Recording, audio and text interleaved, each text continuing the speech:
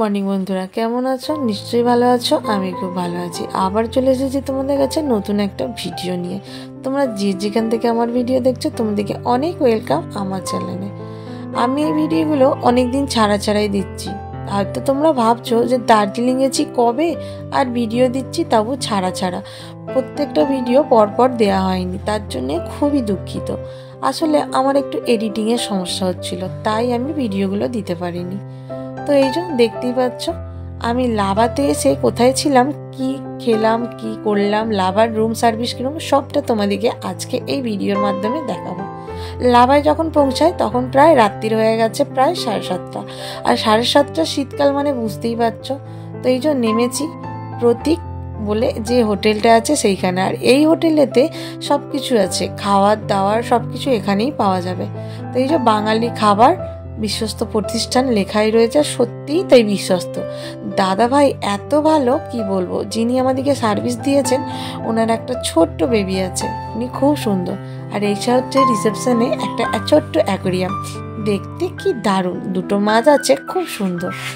আর এইখানে তোমার ভাইপো বসে পড়েছে। অনেকটা রাতির হয়ে যাওয়ার ফলে আমরা রুমে গিয়ে আগের রুমে গিয়ে সারাদিনের যে টায়ার্ডনেস ছিল সেই জন্য জামা কাপড়গুলো ছেড়ে এসে খেতে চলে এসেছি এইখানে। আর এই দিদিভাই আমাদেরকে খাবার পরিবেশন করে দিচ্ছেন। আর এই ঘরের এখানের ম্যানেজার হচ্ছে এই দাদাভাই। এই দাদাভাই এখানে আমাদেরকে সার্ভিস দিয়েছেন খুব ভালো। আর এখানকার খাবারের তুলনা নেই। আমরা দার্জিলিংয়ে খাবার খেয়ে যে অসুস্থতা বোধ করেছিলাম, আজ লাভায় খেয়ে সত্যি বলছি আজ খুব ভালো বোধ করেছি।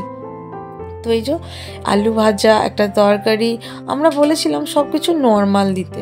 তো যাই হোক, খাওয়া দাওয়ার পর শোয়া হয়ে গেছিলো। ঘুম থেকে উঠে সকালবেলায় ব্যালকনি থেকে যখন দেখছি সামনের দিকে, সত্যি বলছি কি দারুণ লাগছে। কালকে যখন আসছিলাম, মানে আগের দিনে যখন আসছিলাম, তো রাস্তাটা পুরো কুয়াশায় ঢেকে গেছিলো। আমি এর আগের ভিডিওয় তোমাদেরকে সব দেখিয়েছি। এই যে এই রাস্তাটা দিয়েই এসেছি। আর ওই দূরে কিছুই দেখা যায়নি, অন্ধকার আর কুয়াশার জন্য। মানে যখন আসছিলাম কুয়াশার জেরে তো পুরো একদম কিছুই দেখা যায়নি। এতটাই অন্ধকার যে ড্রাইভার কী করে রাস্তা দেখছে সেই চিন্তা আমরা ভয়ে শুকনো হয়েছিলাম বলতে গেলে।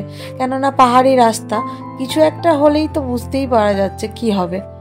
তো যাই হোক, ওই যে দেখাচ্ছি দূরে জায়গাটা, ওইটা হচ্ছে আই লাভ লাভা বলে লেখা রয়েছে। আর ওখানে সব ফটোশ্যুট করে। কিন্তু দুর্ভাগ্য আমরা যখন আসি তখন অনেকটা রাত্রি হয়ে গেছিলো, আর ওখান দিয়েই আমরা এসেছি। কিন্তু যাবার সময় ওইটা দিয়ে যাইনি বলে কোনো ছবি তাই আর তোমাদেরকে দিতে পারলাম না। আর যে কথা বলছিলাম, এই লাভাতে প্রতীক বলে যে হোটেলটা এসেছি সেই হোটেলটা সত্যি খুব সুন্দর।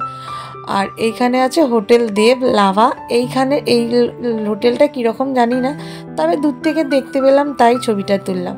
102 নম্বরে আমরা ছিলাম প্রতীকে। আর 2 নম্বরে ছিল একটা ডবল বেড, একটা সিঙ্গেল বেড। ডবল বেডে হচ্ছে 3 জন থেকে 4 জন থাকা যায়, আর সিঙ্গেল বেডে 2 জন। আর এখানে একটা আয়না আছে, যা নিজেকে কতটা সুন্দর করে তুলবে দেখার জন্য। কারণ আমরা যখন সাজি মানুষকে জিজ্ঞাসা করি না, আগে আয়নার সামনেই দাঁড়াই। আর এই দেখো, এইটা হচ্ছে আমি যে রুমটায় ছিলাম 102-এ, সেটা হচ্ছে জানালার ভিউ পয়েন্ট। যেটা প্রত্যেক মানুষই চায় যে যেখানে যাব সেখানে তার জানালার ভিউ পয়েন্ট যেন ভালো থাকে। আর সত্যি বলছি দার্জিলিংয়ের আমার হোটেল ততটা ভালো লাগেনি বলে সেইভাবে ভিডিও করিনি, কিন্তু লাভার সত্যি বলছি এত ভালো লেগেছে আমাকে যে আমি ভিডিওটা করতে বাধ্য। যদিও এখন আমাদের লাগেজ প্যাক হচ্ছে। লাভায় এসে আমরা কিন্তু আর সাইট সিন ঘুরতে যাইনি, কেননা দার্জিলিংয়ে খাবার খেয়ে এতটাই অসুস্থ তো হয়ে গেছিলাম, তো আমরা আর ঘুরতে যাওয়ার কোনো এনার্জি পাইনি। আর এখানে বাথরুমটা দেখো, যেন মনে হচ্ছে বেডরুমের থেকেও পরিষ্কার। আর এই হোটেলটা নতুন তৈরি হয়েছে, তার জন্য সবই পুরো পরিষ্কার। এখনো পর্যন্ত এনাদের কাজ চলছে। তো যাই হোক, এই যে এইখান দিয়ে নেমে যেতে হবে। এখানে একটা লোহার সিঁড়ি আছে এইরকম, তো এই লোহার সিঁড়ি দিয়ে নেমে যেতে হবে। এইখানে আমরা যে রুমটা ছেড়ে চলে যাচ্ছি ওনারা এই রুমেই আসবেন। তো সেই হিসাবে ওনারা এসেছেন, ওনাদের লাগেজগুলো এখানে নামিয়ে রেখে ওনারা সাইট সিন যাচ্ছেন। আর আমরা বললাম আগে যে সাইট সিন করিনি, কেননা খুব শরীরটা খারাপ পড়ে গেছিলো। আর একদিন স্টে করলে হবে না, আমাদের টিকিট ছিল, সেই জন্য আমরা সেই দিন চলে গেছি বাড়িতে। তো এই যে দেখতেই পাওয়া যাচ্ছে এইটা হচ্ছে একটা রাস্তা, আর এই রাস্তা দিয়ে যাওয়া যায়, একটা মন্দির আছে ওই দিকে। আর এইখানে হচ্ছে আমার দাদাদের রুম। আমার দাদাদের রুমে দুটোই হচ্ছে ডবল বেড ছিল, যাতে 4 জন করে বা 3 জন করে আরামসে থেকে যাবে। আর এদেরও ভিউ পয়েন্ট কিছু কম নয় কিন্তু, এই ভিউ পয়েন্টগুলো খুব সুন্দর, এদের জানলা থেকে দেখা যাচ্ছে। তো আমাদের প্রচণ্ড খিদে পেয়েছে, আমরা দুপুরের লাঞ্চটা সেরে বেরিয়ে যাব। তো সেই হিসাবে এই যে বাপি খেতে বসে গেছে, আমিও বসে গেছি, আর ওই দাদাভাই সার্ভ করে দিচ্ছে। বাড়ির আর সকলের শরীর খারাপ বলে খেতে বসেনি। আর এই যে এবার বেরিয়ে পড়ছি এখান থেকে। আর হ্যাঁ, হোটেলের মালিকের কথা তো বলাই হয়নি। সত্যি বলতে কি, ওই দাদাভাইয়ের সঙ্গে আমার দেখা হয়নি, ফোনেতেই কথোপকথন। তো আমাকে মানে যখন আমি কন্ট্যাক্ট করি, আমাকে যে কন্ট্যাক্ট করিয়ে দেয়, তো সেই বিপুলদাকে তো অসংখ্য ধন্যবাদ এই হোটেলের নাম্বার দেওয়ার জন্য।